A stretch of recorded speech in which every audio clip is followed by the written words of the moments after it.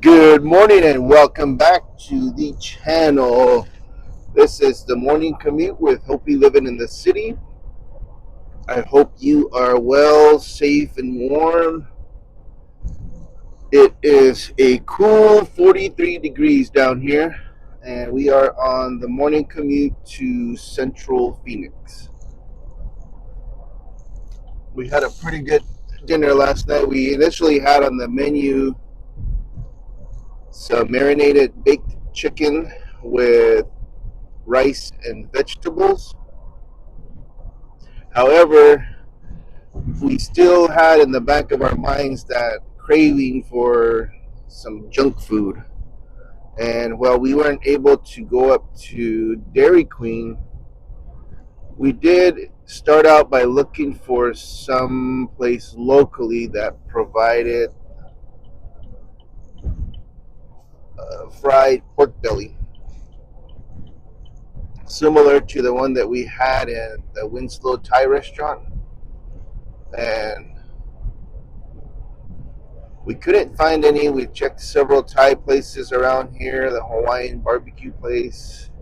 There was one place on Yelp that said it was the best fried pork belly, but it turns out it was up in Glendale. So we ended up getting pizza and wings from the local pizza joint that has their wing special on Tuesdays. So we had our wings and pizza, and then we also had some of the chicken with rice. That was really good. It was nice and tender. So, needless to say, I'm bringing some pizza for lunch. I got some leftover pepperoni pizza with some Coke Zero and seltzer water, and I'm hitting the road. I tried to have my first cup of cafe, but someone was eager to get on the road, so I just took a few sips and then I brought my thermos here.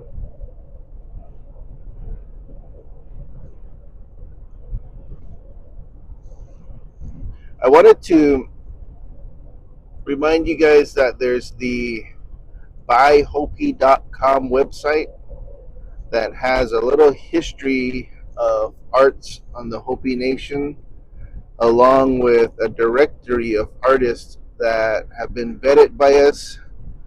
We can say that they are indeed Hopi artists that produce authentic work,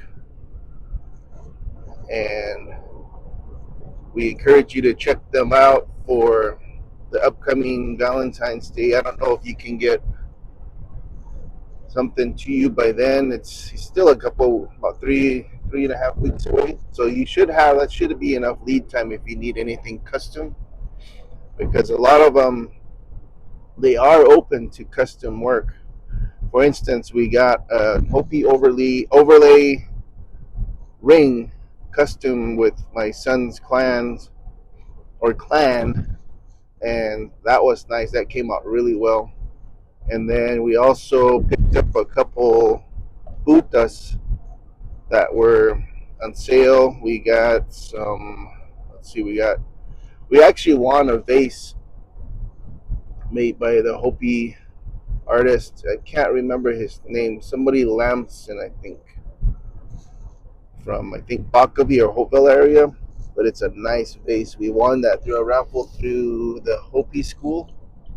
And then I did have a nice pot. It was a huge pot, or it is a huge pot that was gifted to me, and that was made by Delane Chi. She's also on the Buy Hopi site, and so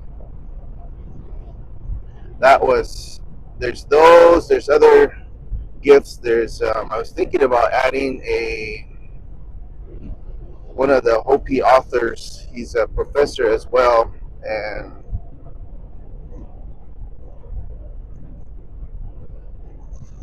he has a couple books out right now that you can purchase. There's also some. He's working on another book, and that should be out soon. I'm not sure how soon, but he would definitely be someone to look up and get some of his works. He has, I think, a book on the Sherman Indian School, and can't remember what the other one was, but the one I think he's working on now is, I think, reflections on his journey and how I think maybe the first Hopi attorney influenced him to on his journey to becoming a scholar. So that's, you can go to his website. It's called beyondthemesas.com. And then there's also the Hopi language, mesamedia.org. They are a nonprofit that they have like books, crossword puzzles, music, stickers, posters, and so check them out, buyhopi.com. So yeah, that's what's going on. I am hopeful that the troubleshooting is going to be,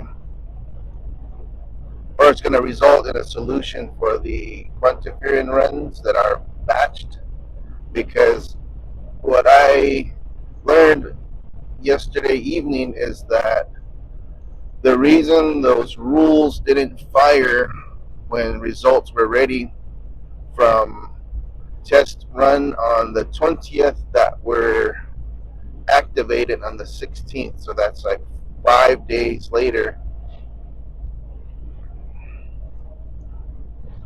4 days later, almost five, depending on when time it was activated. And so when they were run, the run produced results, but some of the parameters used for the calculation of the final result based on the four tubes was not firing off. And so what we ended up doing is leaving those as pending per a possible solution from our consultant. And we also reordered them with fresh order numbers, succession numbers, and loaded them yesterday. Well, they were supposed to be loaded after I left. And so hopefully today we should have some results that fired off using the rules. And I think my colleague said that the reason they didn't fire off from the batch runs was it had something to do with the purge settings. So we have our purge that runs maybe around 1 or 2 in the morning, and what it does is it clears out the previous day's orders and information. So I think we need to look at that a little closer to maybe figure out how we can adjust the settings to allow for batching of runs. So right now we know that it works in real time. I think within 24 hours of activation and loading the instrument and getting results, it'll fire off on that rule set. So that's interesting. That's going to be fun, and we'll see what happens when we get in. So let's listen to the news here a little bit.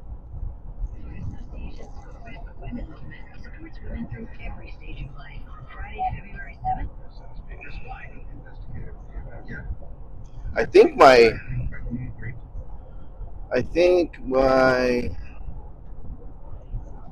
someone, I don't know if something happened to my speaker on the front driver's side, but it sounds like, when back in the day you take your mom and dad's car and you try to listen to music too loud and you alter the filter paper or whatever that's in the back of your speaker, and then it starts sounding like it's vibrating or something's loose or shaking in there. I think that's what I got going on here. I'm not 100% sure. That's why I pushed the sound to the back, but I'll bring it up to normal settings so we can listen to the news. So we're going to see whether this is really a few bad days of headlines for Will Lewis, for Murdoch, and for some of his executives, or in fact that there are longer repercussions that emerge. Okay, so the civil case is over. Criminal investigations, we don't know. NPR's David Falkenflick in London. Thanks for the update. Really appreciate it. You bet. Always a pleasure talking with you right here on NPR News. And Morning Edition here on KJZC. In progress ahead, the Marketplace Morning Report with President Trump saying he'll declare a national energy emergency, a look at the state of our energy grid and how this declaration can and cannot help it. That's plus all the day's business news. We'll set the stage for Wall Street opening at 5:52. You're on 91.5. KJZZ is supported by Signify Business Cash by Wells Fargo. With this business credit card, cardholders can earn rewards on business purchases with no caps or categories to track. Learn more at Wells Fargo. KTAR.com and the KTAR News app. Here's John Roller live from the Valley Chevy Dealers Traffic Center. All right, thank you very much, Jim. East Valley, very quiet. The only slowing I'm seeing right now is coming out of Queen Creek, the 24. Folks trying to catch up to the 202 Santan Freeway. You've got slowing from Ray Road on the 24 up to the 202, an extra couple of minutes. Not too much to worry about. Been a very good start to this morning's commute. We are starting to see the eastbound I-10 starting to build its volume. Light slowing starting at Avondale Boulevard, gets heavy there at the 101 Owl Freeway transition into downtown Phoenix. Right now, about 13 to 15 minutes on your ride in through the Neck Park Tunnel over to 7th Street. Southbound I-17, light slowing from Camelback now down to Thomas, and seeing a little bit of slowing now south of the Stack through the Durango curve over 7th Avenue. Surface Street still quiet. John Roller, KTAR News. We're looking for a high of 66 today, so the freeze warning eventually will go away. It's going to warm up nicely. Tomorrow, look for a high of 70. Right now in Sun City, it is 48 degrees. Weather brought to you by Howard Air. Whether replace or repair, call Howard Air. President Donald Trump signed a string of high-profile executive orders this week that amounted to an overhaul of U.S. immigration and border policy. One of the other things that happened is shutting off access to CBP One. That's an app which facilitates appointments for immigrants seeking to legally enter the country. Now, even if you believe in revamping border policy, as many people in Arizona do, it's deleting the CBP One app that has people questioning, is that a good move security-wise? Let's ask John Cohen, former Undersecretary for Intelligence and Counterterrorism Coordinator at the Department of Homeland Security. Are you a big fan of this move or no, and why? Well, I've spent a lot of my career, over 40 years, much of that time has been spent focusing on border issues, whether it's law enforcement investigations or while at DHS working on ensuring that Customs and Border Protection and other resources are able to facilitate legitimate trade and movement across the border, but also secure the border against illegal migration and drug trafficking. And I'm kind of scratching my head at this one, because one of the tools you use, or one of the techniques you use to ensure that or you're doing everything you can to stop the movement of illegal drugs and illegal migrants, is to do several things. One, to capture as much information as early as possible about the people seeking entry into the United States, so you can begin the process of vetting them against law enforcement and other databases and watch lists, so you can identify those people who may be criminals or terrorists or not admissible. Second, you want to encourage those people seeking entry to go to a port of entry. All right, folks. You all have a great day. Don't forget to hug your loved ones. And have a productive day. Stay warm. Don't forget to insulate your pipes if you're up north, or at least let a little bit of a drip happen overnight, because it's been really cold lately. So, enjoy your day. Thanks for watching.